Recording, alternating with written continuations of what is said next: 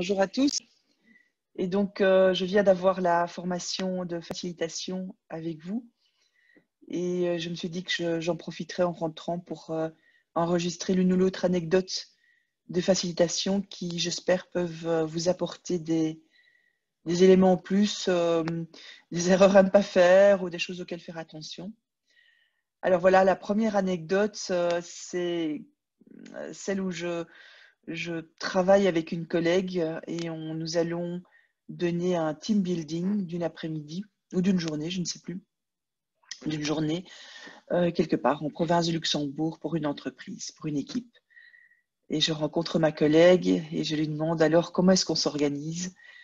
Et elle me dit, c'est bien simple, j'arrive chez toi à 7h30, nous partons, nous sommes sur place jusqu'à 16h et puis nous revenons. Je lui dis, mais attends.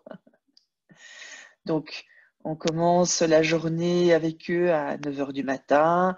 À 9h10, nous avons fait l'introduction. À 9h20, nous avons fait le check-in, etc. Voilà, donc ça, c'est pour vous parler de deux styles différents. Alors, c'est vrai qu'à cette époque-là, j'étais un peu moins à l'aise parce que j'avais moins d'expérience.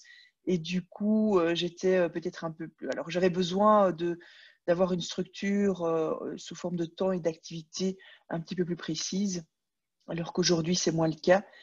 Et ma collègue qui a quand même énormément d'expérience, pour elle, c'était vraiment plus dans, voilà, au fond, on sait plus ou moins ce qu'on va faire.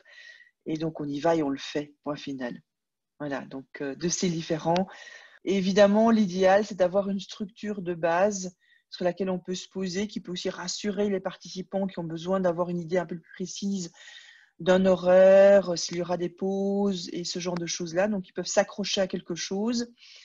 Et puis, en même temps, c'est d'avoir une certaine créativité là-dedans et d'accepter que les choses ne vont pas se dérouler exactement comme on veut. Et donc, il y aura adapter la durée d'un exercice, à faire un débriefing après la pause plutôt qu'avant, voire à tout changer parce qu'on est confronté à une situation inattendue, des préoccupations des participants auxquelles on ne s'attendait pas, parce que voilà, on est peut-être moins au courant de ce qui se passe dans l'organisation. Voilà, il y a plein de choses qui peuvent faire que le projet qu'on avait ne puisse pas se dérouler comme prévu. Donc voilà, une première anecdote de facilitation. J'espère que ça vous donne des pistes. À bientôt.